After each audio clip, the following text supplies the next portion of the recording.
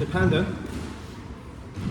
try not to be in what we call butterfly position, because you're not planting on the ground here. Being able to plant on the ground and spread your base out wide is pivotal to your stability on the ground. So it's here. Okay. Generally, the wider the better, but if it's too wide, it can hurt, and it might not be whatever's comfortable.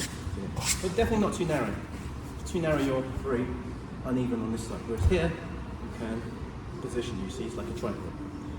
The elbows. This is the point of contention that I see a lot. People are just naturally doing this. Definitely shouldn't do this, or like this, or like this. It's tucked in here. It's like my forearm. The upper part of my forearm is just past the hip bone on the hamstring. And it's very important you use this because it covers the hole here, which can naturally form if you do this. You can see there's a gap. Yeah. Hello, there's a gap, right? There's a gap. You've got to get used to that. That's a pivotal part of all these positions. Your ability to cover the underhook. Okay? And then, further to that, without moving my arms, I can protect my neck. Now, the temptation in the past is to protect your neck like this, or like this, and look at how far my elbows are raised up. I've now broken rule number 1, which was to reveal my underhook. So by keeping this place, you can still protect your neck by bending your head down, and whenever you feel an arm coming over your shoulder, you're punching in your jawline, you're covering here, like this. This is an active grip.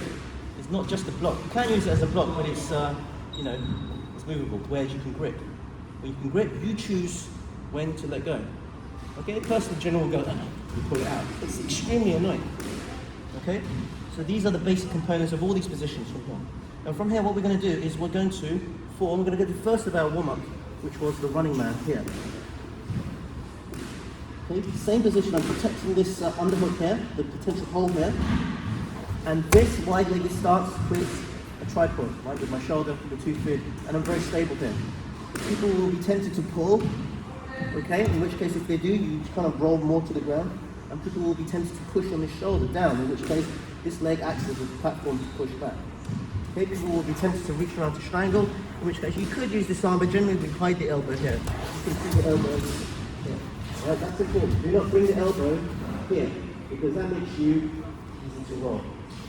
This is important because it makes you very hard to rock. So what we're going to do is we're going to have a partner. You're going to work in pairs. And you're just going to switch from Panda to, if you go behind me. So Panda would be a position where you're protecting your neck and your back. So you're trying to get underhooks there. See how I'm gripping? It's really annoying. You get your hand out. Yeah. Right, so this is a very protective stance. And he's going to push one shoulder to the side so you force the ground. Yeah, and you switch to running now. And the same thing here, just try and tap your neck, pull your arm out, try and roll you. Now, one thing I forgot to mention is with running man, look at the ground. That twists your hips in a little bit more, so you're much more stuck to the ground. Okay, attack. Yeah, fine. Panda.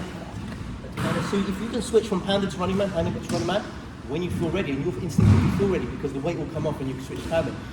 But when running man is much more for when they're putting compression onto you and really trying to pin you down and trying to get side control, trying to get back control, maybe they'll step over. And if they step over, big mistake, then you can start attacking. Yeah? So that's technique 1. You got that, guys? Okay, 1, 2, 3, let's go. Yes! Bring it in.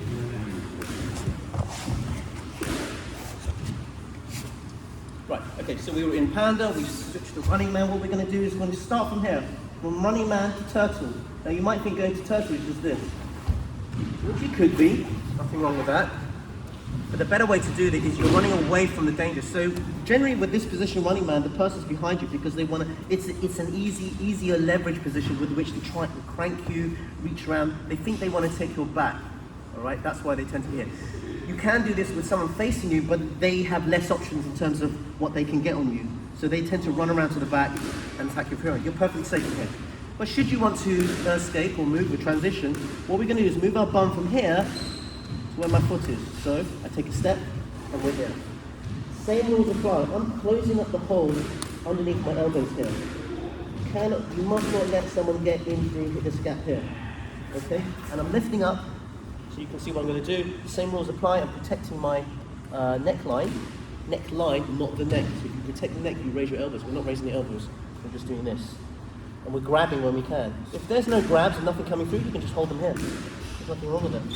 And you could even just defend just hunching up. You could show off a bit, okay? But ultimately you want a grip fight.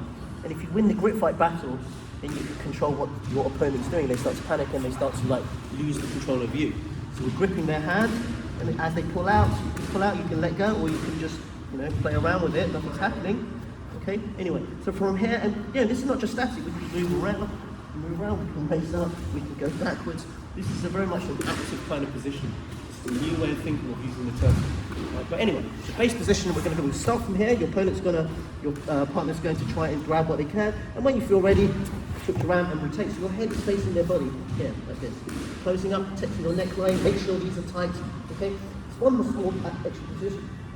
Point I want to make is some people like to do this, and some people like to do this. It's totally up to you. I find when I do this, there's a gap here which they can pull, and when they can pull, I can be reversed. Whereas from here, it's much harder to get something in to pull. That's my experience. But the instructor who teaches all this, he likes this, because from this he can start being more aggressive. So it's your choice to experiment with that. Just to show you in action, so Lucas, we'll have Lucas again. So starting running man, he's going to attack from behind. And here, see I'm taking, okay, we're attacking each other.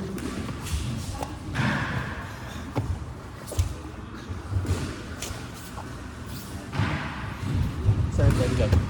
Okay guys, 1, 2, 3, let's go. So just to run through a quick recap, we've done Panda, we've done Running Man, we've done Turtle, that's 3 out of the 5. The next one we're going to do is Hawking. Okay, Hawking is basically this, we already did it in warm-up. We're crunching to one side, but our legs are split wide apart. The same principles, the reason why it's the same principles of stability, because from the Hawking, the people will try and crush you, you're flat on your back there. This leg will prevent that by pushing forward. So when you feel being crushed, push, and then your shoulders come up. Do not let your shoulder come past the vertical, because when that happens, you are very unstable in this way, okay? So that it's the line of the chest, it's almost like feeling you're flattened, but trust me, you're not. When you're flat, they've got everything. They've got chokes, they've got arms, everything. When you're here, it's incredibly frustrating for the person. This protects the underhook here. This naturally will rise up, but you still keep it close as you can. Okay, and we're defending from here, the neckline, grip strips where they try to Kimura, just get rid of it, grip strips here, okay. We're defending the underhook, nice strong base, crunch the side of your head to your shoulders so it's touched like this, okay. Now from here, we're going to, actually we do it from Turtle. So we were in Turtle, that was the last position, and what happens is as somebody pushes us, we're here, in this Hawking position. Okay, and we're going to defend from Hawking. So just to show you an example, Lucas, for you again, sir. So you're going to, so if you go on that side, you pull my Turtle backwards. Yeah, just pull that, and I'm going to Hawking, and I'm defending from Hawking. So off you go.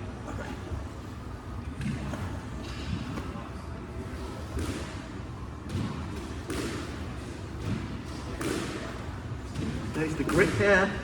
Now you have to extract it, do something with it. Very annoying, and it frustrates the opponent. And if you feel happy with this position, so you start pushing aggressively on the shoulder. Yeah, and I go into, guess what, Turtle. And then if you feel even more happy, you can progress into other positions. But concentrate now on Turtle and Hawking. All right, remember the Hawking is this, Running Man is this. Okay, this is Hawking. Okay, 1, 2, 3, let's go. Final of our 5 moves, then we're going to road test this. Okay. So recap, Panda, Running Man, Turtle, Hawking, okay, those are 4. The last one is, some people call reverse Hawking, but more commonly you'll find it taught as the baby bridge. And the baby bridge is both a movement and a final position. Okay, so I like to treat it more as a movement. And the movement is this, it's basically like I'm bridging. Imagine the floor was here, and I had my feet on the floor. I'm just bridging like this, but the feet position are important. So we're here, and I'm bridging. You're doing your best bridge possible. Yeah. And this actually is some people use this as a static position. What happens there, as I'm protecting the underhook here, this lowers as I'm arching. Now I'm protecting the underhook here. So this is key whenever you are in a position where you're exposing the top arm. When you're exposing the top arm, no matter how tight it is, it may be cranked open. And when you do the baby bridge, look at this elbow. As it goes down, you now have the assistance of your hip line to protect. Now there's nothing there. There's nothing. It's very hard to get a kimura from there. And then from here you can switch to anything else. Generally, you would bust out here by going to a hooking, or you bust out and you can step into a turtle. From this, you could even invert and start playing well. That's for another day. But for now, I just need to get familiar with the baby bridge. What we're going to do is start in hawking, and your partner is going to do an attack of their choice on the top arm. And as you feel on the threat, as you feel this being leveraged open, you're going to arch backwards, be conscious of what's happening here, and bring this down. You'll have it stumped out. From here, make sure it's a really good arch looking behind. Maybe hold it for a second just to see how tough this is. I find my back spasms a bit when I do this, so I switch immediately into taking my toes. Right. Well, again, we use Lucas just to show you the application. So he's attacking from behind, he's trying to crank, maybe trying to get kimura grip. I could go forwards, but in this case, with the baby bridge, I'm going to go into him, right? So yeah, keep attacking. So I'm now hiding my arm, and I've reverted into hooking on the other side. There's nothing there, you'd admit there's nothing there. Nah. Okay, so once again, baby bridge, switching into something else.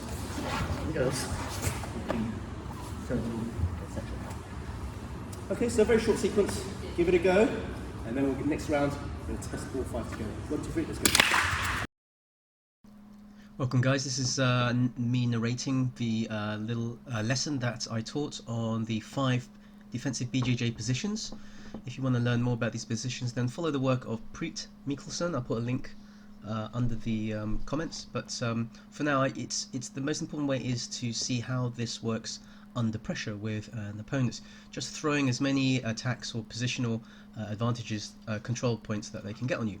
Most important thing with all these is that you do not give your underhooks away and that you protect your neck. That's basically the only 2 things to remember.